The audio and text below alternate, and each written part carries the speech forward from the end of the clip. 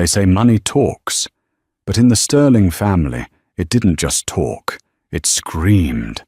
When Alexander picked up that pen, her hands trembling, her husband Marcus didn't just smile, he laughed. It was a cruel, gut-wrenching sound that echoed off the mahogany walls, promising her a future of poverty while he sat on a throne of gold. He thought he had won. He thought she was weak. But neither of them knew that a dead man had been watching from the grave. That signature didn't destroy Alexander's life. It destroyed his. Stick around, because this isn't just a story about revenge. It's a brutal lesson in karma that you won't believe until the very last second. The air in the conference room was so cold, it felt less like a law office and more like a morgue. Rain lashed against the floor-to-ceiling windows of the 45th floor of the Sterling Tower in downtown Chicago, blurring the city lights into streaks of gray and charcoal. Inside, the only sound was the rhythmic tapping of a platinum fountain pen against a polished oak table. Marcus Sterling sat at the head of the table, checking his Rolex Daytona for the third time in a minute. He didn't look at his wife, or rather, the woman who would cease to be his wife in approximately 5 minutes. He looked through her. "Come on, Alexander."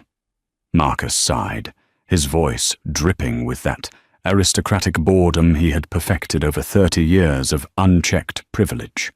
It's a standard post-nuptial release. You sign, you leave, and you never have to pretend you belong in this world again. Isn't that what you wanted? Freedom? Alexander Vance, soon to just be Alexander Vance again, stared at the document in front of her. The paper was thick, creamy, and expensive. It was titled, "Voluntary Relinquishment of Marital Assets and Spousal Support." Beside her, her own lawyer, a court-appointed man named Mr. Henderson, who wore a suit 2 sizes too big, looked nervous. "Mrs. Sterling," Henderson whispered, "I must advise you again.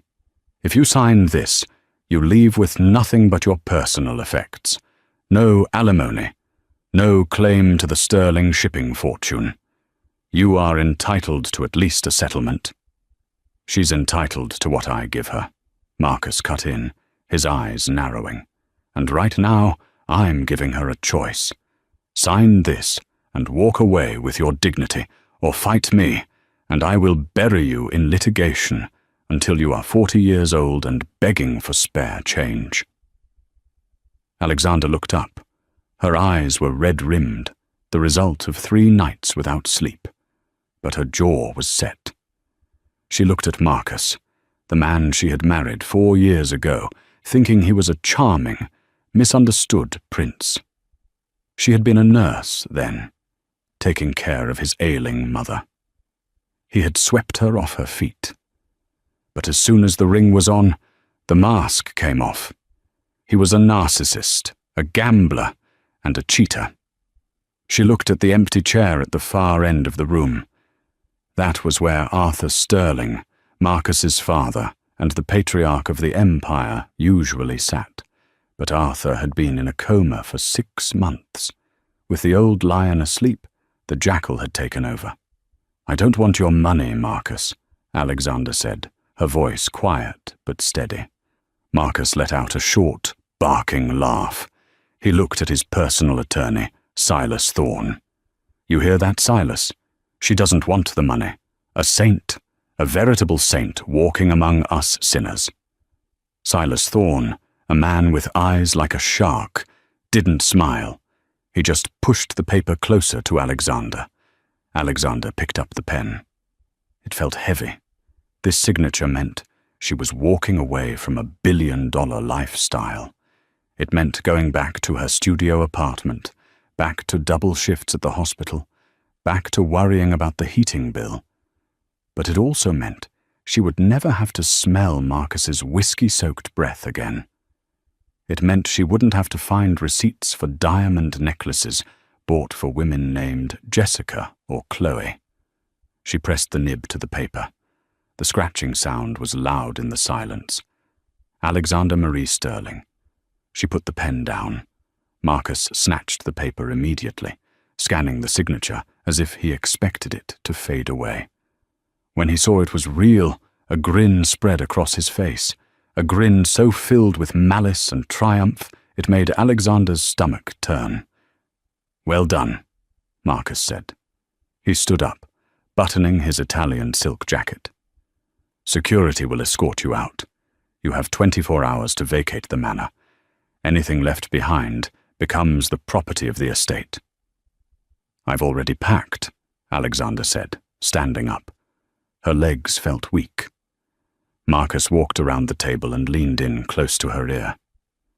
"You know," he whispered, "I almost feel bad for you. You really thought you were Cinderella, didn't you? But you were just the help. And now you're nothing." He pulled back and laughed. It wasn't a happy laugh. It was a laugh of pure dominance. "Goodbye, Alexander. Don't use my last name as a reference." He turned and marched out of the room, Silas Thorne trailing behind him like a shadow. Alexander stood alone in the boardroom. The silence rushed back in. She felt a tear track down her cheek, but she angrily wiped it away. She had lost everything material, yes. But as she looked at the stormy Chicago skyline, she felt a strange, terrifying lightness in her chest. She was free. But she had no idea that her signature on that document had just triggered a sequence of events that had been set in motion years ago. She thought the story was over. In reality, the ink hadn't even dried on the first chapter. 6 months had passed since the day in the boardroom. The transition from the penthouse to the pavement had been brutal. Alexander was living in a cramped walk-up apartment in the Rogers Park neighborhood. The heating was temperamental, the neighbors were loud, and the view was a brick wall. She had returned to nursing, picking up graveyard shifts at St. Jude's Hospital. It was grueling work. Her feet ached constantly, and the dark circles under her eyes had become permanent residents. But she was surviving. She paid her own bills. She bought her own groceries. Every now and then, she would see Marcus in the tabloids or on the news in the hospital waiting room. Marcus Sterling, CEO of Sterling Shipping, seen vacationing in Monaco with model Jessica Vane. Sterling stocks soar as new aggressive leadership takes hold. He looked happy, powerful, untouchable. It stung, not because she missed him, but because of the injustice of it all. He was a monster who slept on silk sheets, while she, who had nursed his dying mother and tried to save his soul, was scraping leftovers into Tupperware. It was a Tuesday morning, raining again, when the phone rang. Alexander was just coming off a 12-hour shift, her body screaming for sleep. She stared at the unknown number. "Hello? Mrs. Sterling?" A deep, gravelly voice. "It's Miss Vance," she corrected automatically. "Who is this?" "This is Arthur Sterling's private physician, Dr. Heiress. I have some news." Alexander's heart stopped. Even during the worst of her marriage to Marcus, she had cared for Arthur. The old man was fearsome, a tycoon who had built an empire from nothing. He was cold, hard, and ruthless in business. But in the evenings, when Alexander would bring him his tea or read to him, when his eyesight began to fail, she had seen a different side, a lonely side. He had never defended her against Marcus openly, which had hurt her, but he had never been cruel to her either. He was just observant, always watching. "Is he?" "He passed away an hour ago, Miss Vance," Dr. Heiress said gently. "He woke up briefly from the coma. He asked for you. We tried to call, but he asked for me." Alexander gripped the phone. "Yes." And then he was gone. Tears welled in her eyes. "Does Marcus know?" "Mr. Sterling has been notified. He is currently unavailable. I believe he is in Aspen." Of course he was. His father dies, and Marcus is skiing. "I'm so sorry, Miss Vance. I know you aren't family anymore. But Arthur gave specific instructions to his legal team before he went into the coma, regarding his funeral. What instructions? That you are to attend. Mandatory attendance was the phrase used. Alexander frowned. I can't go there. Marcus will have me thrown out by security. You know how he is. He can't, Dr. Heiress said. The funeral is being organized by Mr. Blackwood. You remember Arthur's personal executor? Mr. Blackwood. The name sent a shiver down her spine. If Silas Thorne was a shark, Elias Blackwood was a leviathan. He was Arthur's oldest friend, and the only man Marcus was genuinely afraid of. Blackwood had retired years ago, disappearing to a private island, but apparently he was back. Mr. Blackwood has made it clear, the doctor continued. If you are not present at the funeral and the subsequent reading of the last will and testament, the proceedings cannot begin. Marcus cannot touch a penny of the inheritance until you walk into that room. Alexander sat down on her lumpy mattress. Why? I signed away my rights. I signed the release. I have no claim to the estate. I don't know the details, Miss Vance. I just know that Arthur was a man who played chess while everyone else was playing checkers. Please. The funeral is on Friday at the family estate. Alexander hung up the phone. She walked to her small, cracked mirror. She looked tired. She looked poor. She looked like exactly what Marcus said she was, a nobody. Why would Arthur want her there? To humiliate her one last time? To show her what she had lost? Or was it something else? She remembered the last conversation she had with Arthur before the coma. He was sitting in his wheelchair by the fireplace, looking frail. Marcus had just screamed at Alexander in the hallway for buying the wrong brand of scotch. Arthur had looked at her with those steel-grey eyes. Endurance, Alexander, he had rasped. It is the only currency that matters in this family. Not gold. Endurance. She hadn't understood it then. She wasn't sure she understood it now. But on Friday, she would put on her only black dress, the one she had bought at a thrift store, and she would walk back into the lion's den. She had no idea that she was walking into a trap. The only question was, who was the trap set for? The Sterling estate sat on 300 acres of prime Illinois land, a sprawling architectural beast of stone and ivy that looked less like a home and more like a fortress designed to keep the world out. Alexander arrived in a yellow taxi. The cab driver, a kind man named Stan, hesitated at the massive iron gates. You sure you got the right place, miss? This looks like... well, it looks like a castle. It is, Alexander murmured, staring up at the wrought iron crest of the Sterling family, a lion devouring a serpent. I'm sure. Thank you, Stan. She paid him and stepped out into the drizzle. The driveway was a sea of black. Black limousines, black SUVs, black umbrellas. The cars alone were worth more than the entire neighborhood she now lived in. Bentleys, Rolls-Royces, and armored Mercedes lined the gravel path like polished beetles. Alexander smoothed down her dress. It was simple, black, and modest. It was the best she could do. She clutched her old purse tight against her side, her knuckles white. She could feel the eyes on her immediately. The staff, standing like statues by the entrance, recognized her. Some looked down in pity. Others, the ones loyal to Marcus, looked at her with disdain. As she ascended the stone steps, a familiar, mocking voice cut through the sound of the rain. I didn't know we were accepting charity cases today. Alexander froze. She looked up to see Marcus standing under the portico. He looked devastatingly handsome in a bespoke Tom Ford suit, his hair perfectly coiffed. Beside him, stood a woman who looked like she had been manufactured in a laboratory for supermodels, Jessica Vane. She was wearing a black dress that was technically appropriate for a funeral, but fit so tightly it was clearly meant to advertise, not mourn. "Hello, Marcus," Alexander said, keeping her voice even. "I'm here for your father." "My father is dead," Marcus spat, his handsome face twisting into a sneer. "And you are trespassing. The divorce is final, Alexander. You aren't family. You're barely even a guest." Jessica giggled, a hollow, tinkling sound. "Is this her? The nurse?"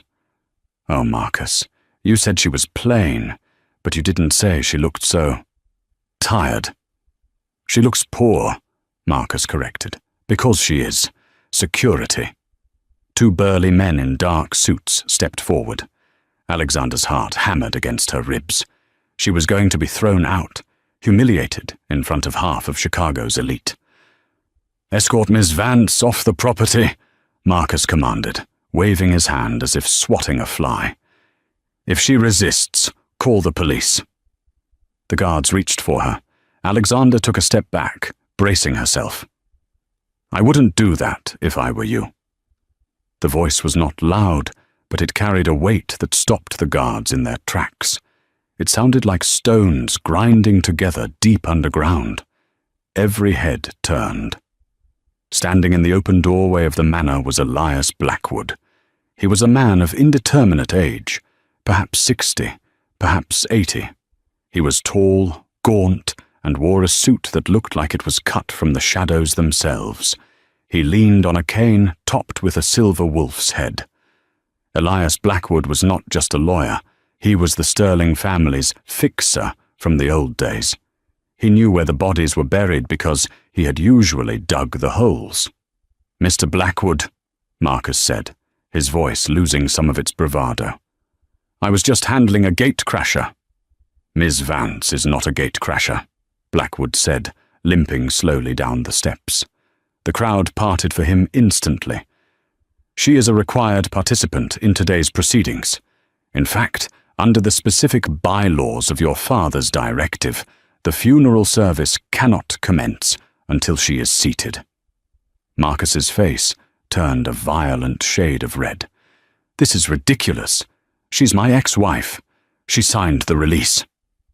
"The dead do not care for your paperwork, Marcus," Blackwood said coldly. He stopped in front of Alexander. His eyes, dark and unreadable, scanned her face. For a brief second, his expression softened. "Hello, Alexander. You look like you haven't been eating." "I'm fine, Mr. Blackwood," she whispered. "Come," he said, offering her his arm. "You will sit in the front row. Next to me." The gasp that went through the crowd was audible. The front row was for immediate family only. By placing her there, Blackwood was elevating the discarded ex-wife to the same status as the son. Marcus looked like he was about to explode, but he swallowed his rage. He couldn't fight Blackwood. Not yet. Not until the money was transferred. "Fine," Marcus hissed. He grabbed Jessica's hand. "Let's get this over with." The service was a masterclass in hypocrisy. The grand hall of the manor had been converted into a chapel. Lilies, thousands of them, suffocated the room with their cloying scent. The pews were filled with business rivals, politicians and social climbers, all pretending to mourn a man they had feared. Alexander sat in the front row, staring at the closed mahogany casket. She didn't cry. Her grief was a quiet, heavy thing in her chest. She remembered Arthur teaching her how to play chess on rainy afternoons. She remembered him telling her that integrity is doing the right thing when no one is watching.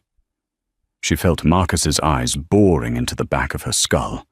He was sitting across the aisle, checking his phone every 2 minutes. He wasn't mourning. He was waiting. He was calculating the inheritance. When the service ended, the priest announced that the immediate family and named beneficiaries were to gather in the grand library for the reading of the will. Alexander stood to leave. "I should go, Mr. Blackwood. I paid my respects." Blackwood's hand clamped onto her wrist. His grip was surprisingly strong. "You aren't going anywhere, child. The show is just beginning." "But I have nothing to gain," she argued. "I don't want anything." "That," Blackwood said, a ghost of a smile touching his thin lips, "is exactly why you need to be there." The Grand Library was a room designed to intimidate. 2 stories of books lined the walls, accessible by spiraling brass staircases. A massive fireplace roared with flames that did little to warm the icy tension in the room. Around the long oak table sat the mourners. There was Aunt Beatrice, Arthur's sister, a woman draped in so many pearls she rattled when she moved. She had been borrowing money from Arthur for 40 years to fund her failed boutiques. There was Cousin Julian, a sweaty man in his 30s with a gambling addiction and a nervous twitch. He was currently eyeing the antique globe in the corner, as if wondering how much he could pawn it for. There was Marcus, sitting at the head of the table, sipping a glass of 25-year-old Scotch, looking like a king waiting for his coronation. Jessica sat behind him, looking bored. And there was Silas Thorne, Marcus's shark lawyer, whispering in his ear. Alexander sat at the far end of the table, as far away from Marcus as possible. She felt small. Elias Blackwood stood at the front of the room. He didn't sit. He placed a heavy, leather-bound document on the table. He also placed a small remote control next to it. "Arthur Sterling was a man of precision," Blackwood began. The room fell silent. "He updated his will constantly. The version I hold in my hand was finalized 3 days before his coma began." Marcus smirked. 3 days before? Excellent. That means it predates the divorce, but since she signed the release, any mention of her is null and void. Legally, she doesn't exist. "Legally," Blackwood said, staring at Marcus over his spectacles. "You would do well to shut your mouth and listen." Marcus bristled, but stayed silent. "Arthur recorded a video message to accompany the will. He wished for you to hear his voice one last time." Blackwood pressed a button. A large screen descended from the ceiling. The projector hummed to life. Arthur Sterling appeared on the screen. He was sitting in this very library, wearing his favorite cardigan. He looked frail, oxygen tubes in his nose, but his eyes were sharp, piercingly sharp. "If you are watching this," the video Arthur wheezed, "then I finally kicked the bucket. Good. I was tired." A nervous titter ran through the room. "I have spent my life building a mountain of gold," Arthur continued, "and I have spent the last 10 years watching you all try to climb it with pickaxes, waiting for me to fall off. You are a disappointing lot. Greedy, vain, shallow." Marcus rolled his eyes. "Classic, Dad. Lecture from the grave." "To my sister Beatrice," Arthur said. Beatrice straightened up, her eyes gleaming. "You have spent $4 million of my money on businesses that sell clothes no one wants. I am leaving you my collection of 19th century porcelain cats. They are hideous. I hate them. But they are worth about 50 grand if you can find a buyer. That is the last cent you will ever get from me." Beatrice's jaw dropped. "Cats? Porcelain cats? But the lake house. I was promised the lake house." "To my nephew, Julian," Arthur continued. Julian wiped sweat from his forehead. "You have a gambling problem. If I give you money, you will lose it in Vegas by Tuesday. So, I am leaving you a lifetime subscription to a financial literacy course and a trust fund that pays out exactly $2,000 a month, contingent on you passing a drug test every 30 days. Fail the test, the money stops." "2,000!" Julian cried out. "That doesn't even cover my car lease." "And now," Arthur said, leaning closer to the camera, We come to the matter of the estate, the shipping company, the properties, the investments, the billions. The room seemed to suck in a breath. Marcus leaned forward, his knuckles gripping the arms of his chair. This was it. The moment he had been waiting for his entire life. "I built this company with my bare hands," Arthur said. "I need a successor who understands the value of things, not just the price. I need someone who possesses the sterling spirit." Marcus stood up slightly, ready to accept the mantle. "Marcus, my son," Arthur said, his voice dropping an octave. "You are a shark. You swim, you eat, you kill. You are good at business, yes. You tripled our stock price last year. But you are a hollow man. I watched how you treated your mother when she was dying. I watched how you treated your wife." Marcus's face hardened. "However," Arthur sighed, "blood is blood, and business is business. The bulk of the estate cannot go to strangers." Marcus exhaled, a smug grin returning. "Here it comes." Blackwood paused the video. He looked at the paper in front of him. "The specific bequests for Marcus Sterling are as follows. You inherit the Sterling Shipping CEO title, permanently. You inherit the Manhattan penthouse, the Aspen Lodge, and the private jet fleet." "Yes!" Marcus slammed his fist on the table. "I knew it! The old man knew better than to cut me out." He turned to Alexander, his eyes gleaming with cruelty. "You hear that? I win. CEO, the jets, everything." "Wait," Blackwood said. "I am not finished." Marcus waved a hand. "Whatever. Read the rest. What does she get? A parting gift? A toaster?" Blackwood looked at Alexander. "For Miss Alexander Vance." Alexander looked down at her hands. She just wanted to leave. "Arthur has left you. The contents of safety deposit box 404 at the First National Bank." Silence. Marcus burst out laughing. It was a loud, raucous, ugly sound.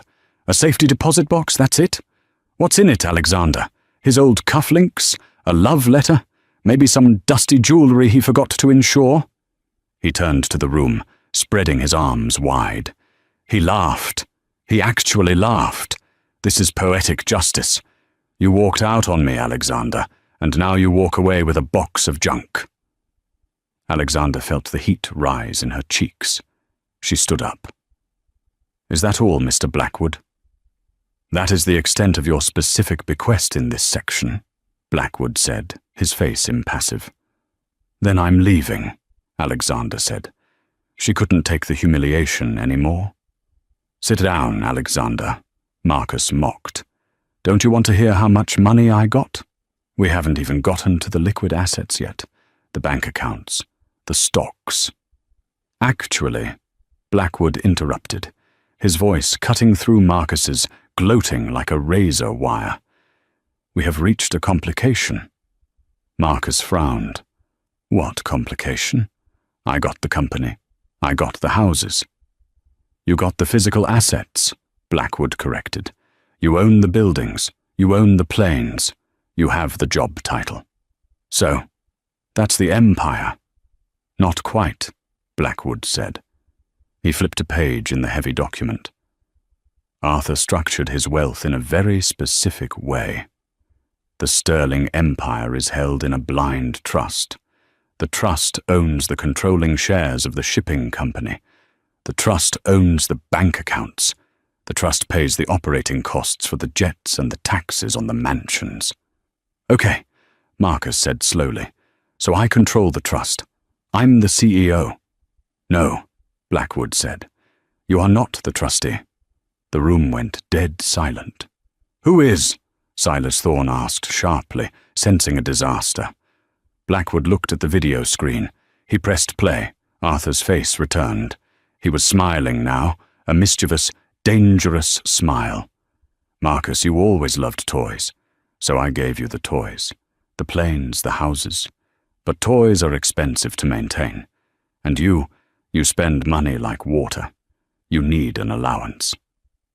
What is he talking about? Marcus whispered, his face losing colour. Therefore, Arthur said, I have appointed a sole beneficiary of the Sterling Master Trust. This person holds the purse strings. This person decides if the company expands or contracts. This person signs the checks that pay for the fuel in your jet and the electricity in your penthouse. If they decide to cut you off, Marcus, you will be a king living in a castle with no lights and no food. Who is it? Marcus screamed at the screen. Who controls the money? Arthur leaned back in his chair in the video. I needed someone who understands the value of $1. Someone who knows what it's like to have nothing, so they will respect having everything. I needed someone with a heart to balance your ruthlessness. The sole beneficiary of the Sterling Master Trust is Alexander Vance.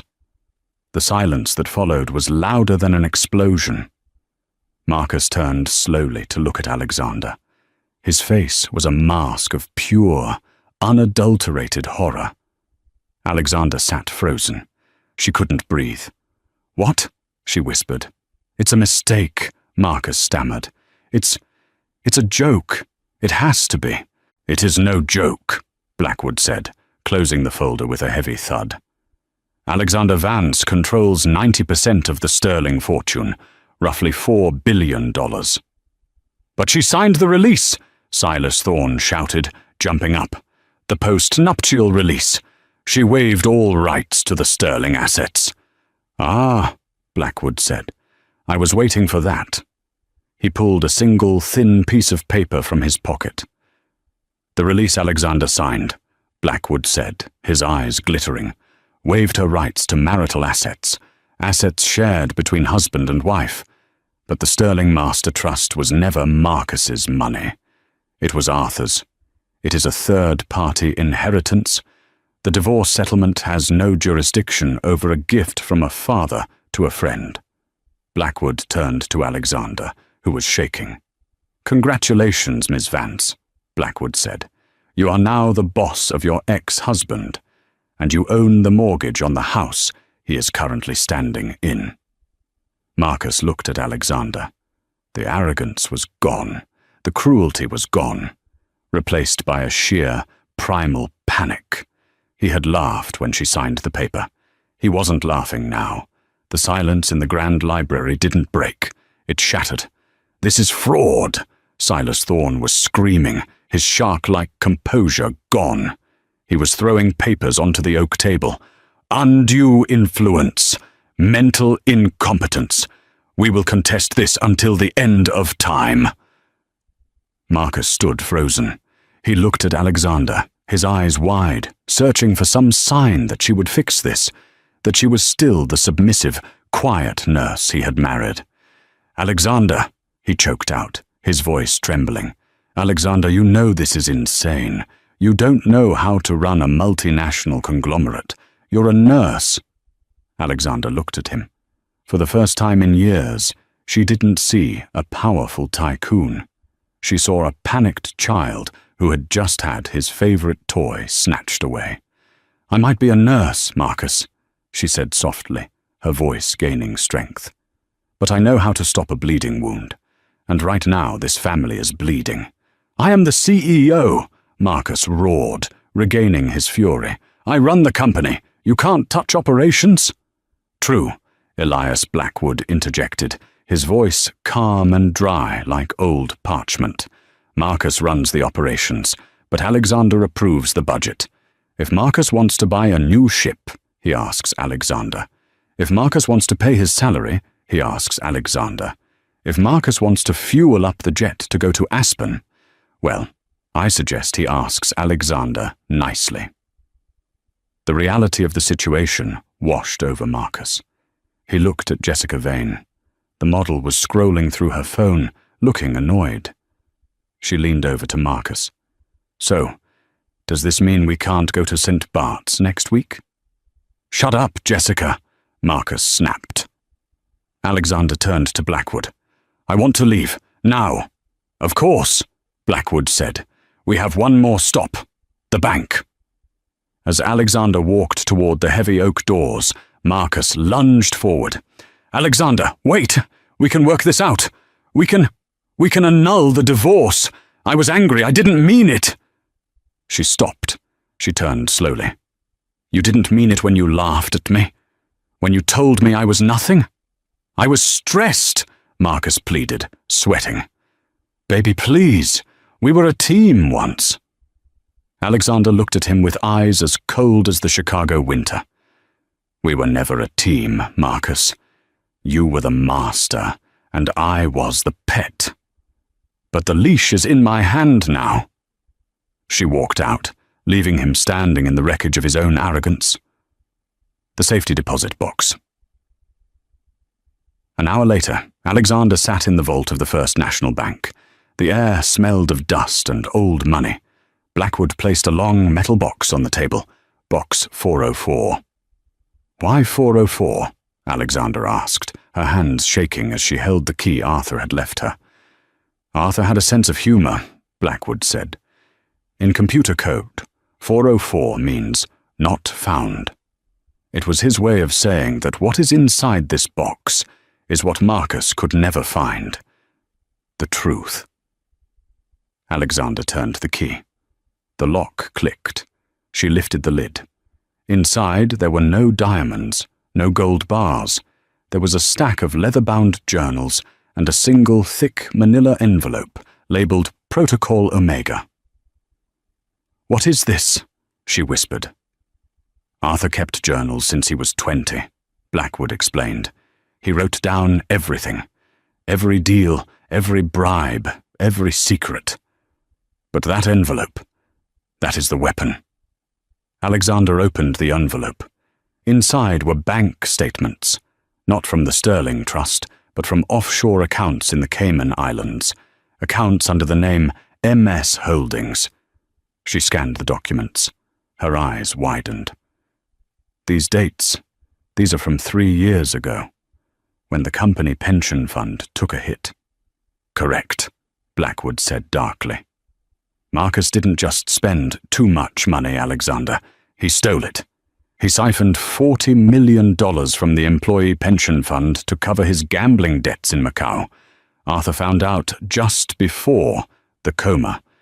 He was planning to turn Marcus in to the SEC. Alexander felt sick. He stole from the workers? From the people on the docks? Yes. Arthur couldn't do it before the stroke took him. So he left the evidence to you. Blackwood leaned in. This is why you are the sole beneficiary. You have the power to cut off his money, but you also have the power to send him to federal prison. The choice is yours. Alexander stared at the papers. She had thought this was about money. It wasn't. It was about justice. Marcus wasn't just a bad husband. He was a criminal. She closed the box. Her hands stopped shaking. "Mr. Blackwood," she said, her voice steel. "Take me to the Sterling Tower. I have a meeting to call." The following Monday, the atmosphere at Sterling Tower was electric. Rumors had spread like wildfire.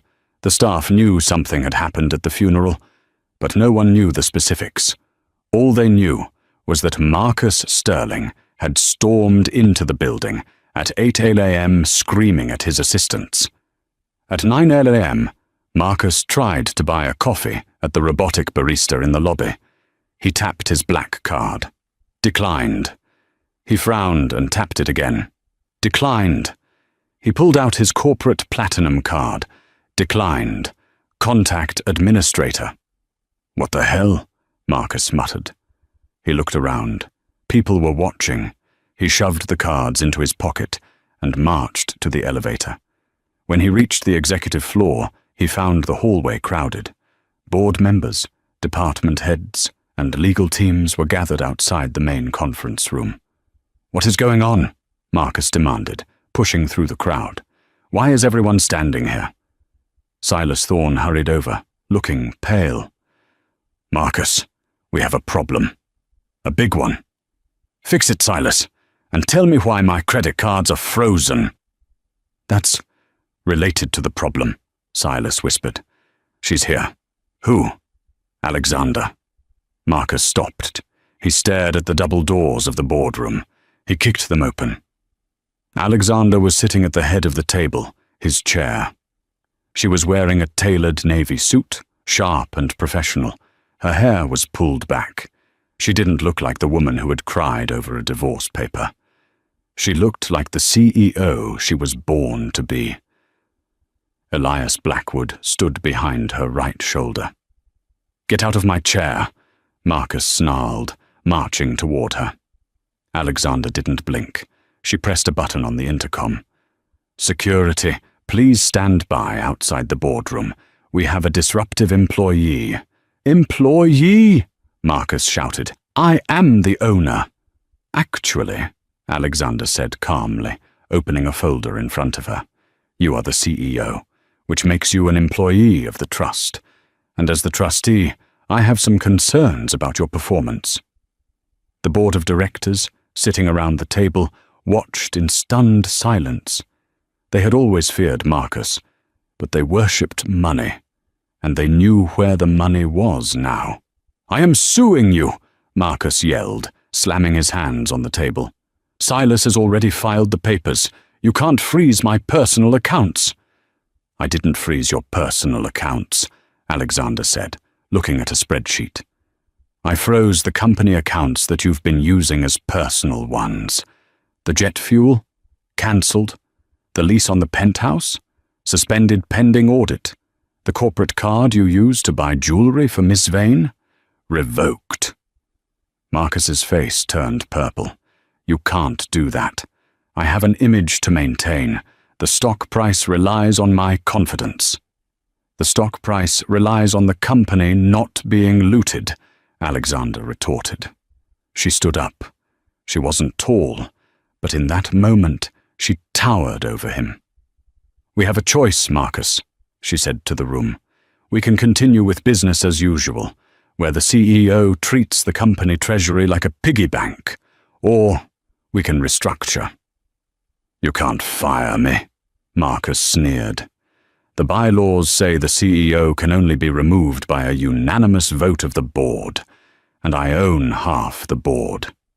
He looked at the men around the table, cronies he had bribed with lavish trips.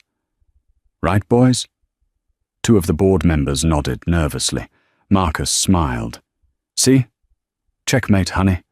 You control the money, but I control the power. If you don't unfreeze my assets, I will tank this company. I will drive it into the ground. I'll fire thousands. I'll ruin the legacy. Do you have the stomach for that, Alexander?" It was a standoff. Marcus was holding the company hostage. He was willing to burn his father's empire to the ground, just to spite her. Alexander looked at Blackwood. He gave a nearly imperceptible nod. "I expected you to say that," Alexander said. "You're right, Marcus. I can't fire you without the board, and I don't want to burn the company down." She reached into her bag and pulled out the manila envelope from box 404. She slid it across the table. It stopped inches from Marcus's hand. "What is this?" he asked, suspicious. "Just some reading material," Alexander said. "Page 3 is my favorite. It details the wire transfer from the pension fund to the Golden Dragon Casino in Macau, dated November 12, 2022. The color drained from Marcus's face so fast he looked like a corpse. That's a lie," he whispered. "Is it?" Alexander asked. "Because the FBI forensic accountants I hired this morning don't seem to think so. They're currently in the lobby, waiting for my signal." The board members gasped. The cronies who had supported Marcus moments ago suddenly scooted their chairs away from him. "You wouldn't," Marcus hissed. "I'm your husband. I was your husband." "You told me I was nothing," Alexander said, her voice trembling slightly with the weight of the moment. "You laughed when I signed away my life. You wanted me to have nothing? Fine, I will leave you with nothing." She looked at the board. Gentlemen, I am calling for a vote of no confidence in the CEO. If he is removed immediately, I will refrain from handing this envelope to the authorities. For now, we will handle this internally. If he stays, the FBI comes up in 5 minutes. She looked at Marcus. Your choice. Resign or go to prison. Marcus looked at the envelope. He looked at the door. He looked at Silas Thorne, who was busy pretending to read a blank piece of paper to avoid eye contact. Marcus realized with a sickening thud in his stomach that the game was over. The nurse hadn't just beaten him, she had dissected him. Fine, Marcus spat. I quit. Good, Alexander said. Security will escort you out. And Marcus. He paused at the door, broken and defeated. Leave the watch, she said. It was a company expense.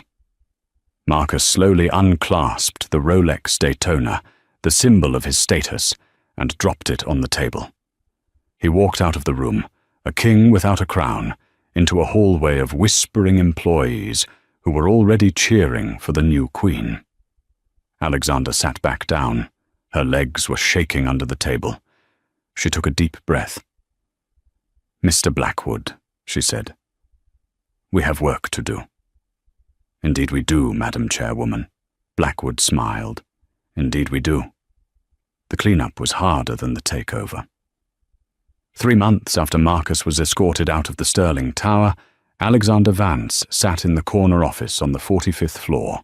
The room had changed. The heavy, oppressive velvet drapes that Marcus loved were gone, replaced by sheer linen that let the Chicago sunlight flood the room. The smell of stale whiskey and expensive cigars had been scrubbed away, replaced by the scent of fresh coffee and lemon polish. But the silence was different now. It wasn't the silence of fear. It was the silence of concentration. Alexander rubbed her temples. On her desk sat 3 mountains of paperwork. Marcus hadn't just embezzled money. He had rotted the company from the inside out. There were shell companies to dissolve, toxic assets to liquidate, and trust to be rebuilt with the 3,000 employees whose pensions she had saved. You look like you're carrying the world, Alexander, a voice said from the doorway. It was Elias Blackwood. The old lawyer still visited every Tuesday, acting as her advisor, her shield, and increasingly the grandfather figure she had never had. I'm just trying not to drop it, Elias, Alexander sighed, leaning back in the executive chair that still felt a little too big for her. The board is pushing back on the hospital wing donation. They say it's bad for quarterly dividends. Tell them that dividends are for shareholders, but legacies are for history, Blackwood said, walking in and placing a small velvet box on her desk. And remind them who signs their bonus checks. Alexander smiled. She had learned fast. I already did. I told them if they didn't like it, they could resign and join Marcus in the unemployment line. Blackwood chuckled. Arthur would have loved that. You have his grit, Alexander. You just needed the fire to temper it. Speaking of Marcus, Alexander's smile faded. Have we heard anything? He's in litigation, Blackwood said, his face hardening. He's trying to sue for emotional distress. It won't go anywhere. He's running out of money. Jessica Vane left him 2 days after the resignation. Apparently, her love for him was directly tied to his credit limit. I don't want to destroy him, Elias, Alexander said softly. I just wanted him to stop. He destroyed himself, child. You just turned on the lights. Blackwood tapped the velvet box on the desk. Open it. It was found in Arthur's private safe at the manor. It was marked for you, to be opened 1 year after his death. But I think you've earned it early. Alexander opened the box. Inside lay a simple silver locket. It wasn't flashy or encrusted with diamonds. It was old, tarnished silver. It belonged to Arthur's mother, Blackwood explained. She was a washerwoman. She scrubbed floors so Arthur could go to school. He kept it to remind him where he came from. He wanted you to have it. Alexander opened the locket. Inside was a tiny, folded piece of paper with Arthur's shaky handwriting. The wolf eats the sheep. The lion eats the wolf, but the shepherd protects the flock. Be the shepherd, Alexander. Tears pricked her eyes. She clasped the locket around her neck. It felt heavy, cold, and right.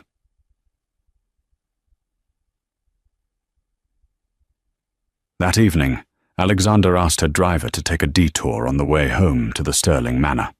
She rarely stayed at the massive estate, preferring a modest townhouse closer to the city, but she needed to check on the renovations. As the black SUV pulled up to the wrought iron gates, the headlights caught a figure standing in the rain. The figure was huddled in a trench coat that had seen better days. He was shaking the gate, shouting something that the wind tore away. "Stop the car," Alexander said. "Miss Vance, I don't think that's safe." Her driver, a former Marine named Davis, said. "It's fine, Davis. I know him." Alexander lowered the window. The cold rain lashed against her face. "Marcus?" The man turned. It was Marcus Stirling, but he was a ghost of the man who had sat at the head of the boardroom table. His hair was disheveled, his face unshaven, his eyes wild and bloodshot. He looked thinner, hollowed out by rage and humiliation. "You," Marcus snarled, rushing toward the car. Davis immediately stepped out, blocking him, hand hovering near his holster. Marcus stopped, panting. "You stole my life!" Marcus screamed, rain dripping off his nose. "This is my house. That's my car. You were nothing. You scrubbed the floors." "I took care of your father," Alexander said, her voice calm, projecting over the sound of the storm. "I took care of you, and you laughed at me." "I want a settlement," Marcus shouted. "I'll go to the press. I'll tell them you manipulated a dying man." "Go ahead," Alexander said. "Tell them, and I'll show them the wire transfers to Macau. I'll show them the emails where you called your own father a senile old cash cow." "Do you really want to play that game, Marcus?" Marcus opened his mouth, but no words came out. The fight drained out of him. He slumped against the cold iron bars of the gate. He looked small. "I have nothing," he whispered, his voice cracking. "They took the condo. They took the cars. I'm staying on Julian's couch." Alexander looked at him. She felt a flash of the old instinct, the nurse's instinct to heal, to fix, to comfort. She wanted to write him a check. She wanted to help. But then she remembered the pen tapping on the table. She remembered the laugh. She remembered the cruelty that wasn't a mistake, but a choice he made every single day. "You have your health, Marcus," Alexander said, "and you have a business degree. You can get a job. You can start over, like I did." "A job?" Marcus scoffed, a flicker of his old arrogance returning. "I'm a Stirling. I don't work." Alexander signaled Davis to get back in the car. "That," Alexander said as the window rolled up, "is exactly why you aren't a Stirling anymore." The car glided through the gates, leaving Marcus standing in the rain, staring at the empire he had been born to rule, but was too weak to keep. The final twist of the story didn't happen in a boardroom or a bank vault. It happened 6 months later, at the opening of the Arthur Stirling Medical Center. It was a black tie gala. Alexander wore a gown of midnight blue, the silver locket resting against her throat. She was surrounded by cameras, donors, and doctors. She was the woman of the hour, the Cinderella CEO, the press called her.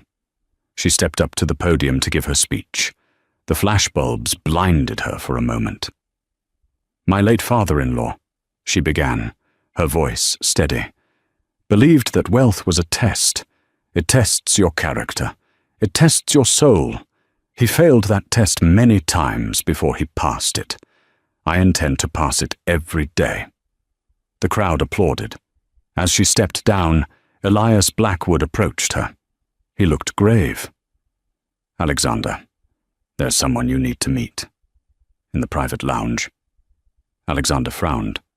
"Can it wait?" "I have to greet the mayor." "No, it cannot wait." She followed him into the quiet VIP room. Standing by the fireplace was a young woman. She was perhaps 20 years old, dressed in a simple, inexpensive dress. She looked terrified. She was holding a baby. "Alexander," Blackwood said. "This is Clara."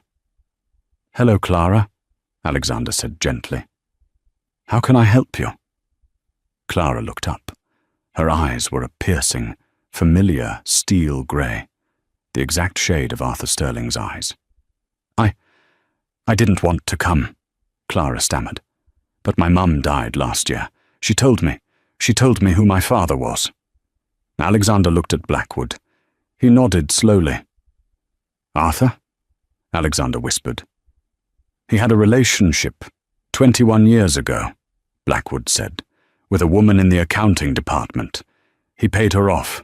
He sent her away. He never knew about the child." Alexander looked at the girl. She was the spitting image of the man who had given Alexander everything. "I don't want money," Clara said quickly, clutching the baby tighter. I saw you on the news. You seemed kind. I just wanted to know what he was like." Alexander's mind raced. This girl was a legitimate heir. If this went to court, it could tear the trust apart. It could freeze the assets again. It could destroy everything Alexander had built. Silas Thorne would have a field day with this. The smart business move, the Marcus move, would be to call security, deny everything, and bury her in legal fees. Alexander looked at the terrified girl. She looked at the baby. She remembered the locket. Be the shepherd. Alexander walked over to Clara. She didn't call security. She didn't call a lawyer. She extended her hand. "He was complicated," Alexander said, smiling through tears. "He was brilliant, and he was flawed, and he would have been very proud to meet you." Alexander turned to Blackwood. "Elias, get the car. Clara and the baby are staying at the manor tonight." "Alexander," Blackwood warned softly, "legally this is dangerous." "I don't care about the law, Elias," Alexander said, linking her arm through Clara's. "I care about the family, the real family." As they walked out of the gala, leaving the cameras and the glitter behind, Alexander realized that the curse of the Sterlings, the greed, the infighting, the loneliness, had finally been broken. Marcus had laughed when she signed away the money, but Alexander smiled as she shared it. And that was the only victory that mattered. And that is the story of Alexander Vance. She went from a disregarded wife, mocked by the man who vowed to love her, to the most powerful woman in the city. Marcus thought power came from a bank account, from a last name, and from fear. But Arthur Sterling knew better in the end. He knew that real power comes from endurance. It comes from the ability to hold your head up when people are laughing at you, and the grace to offer a hand when those same people are down. It's a brutal lesson, isn't it? Marcus had everything and ended up with nothing because he loved things and used people. Alexander had nothing and ended up with everything because she loved people and used things to help them. So, here is the question for you guys today. If you were in Alexander's shoes and you saw Marcus standing at that gate in the rain, begging for help, would you have given him a second chance? Or did he get exactly what he deserved? Let me know your answer in the comments below. I read every single one. If you enjoyed this story of karma, revenge, and justice, please smash that like button. It really helps the channel grow so I can bring you more stories like this. And don't forget to subscribe and hit the bell notification so you never miss the next twist. Thanks for watching, listening, and remember, be careful who you laugh at on the way up, because you might meet them on the way down.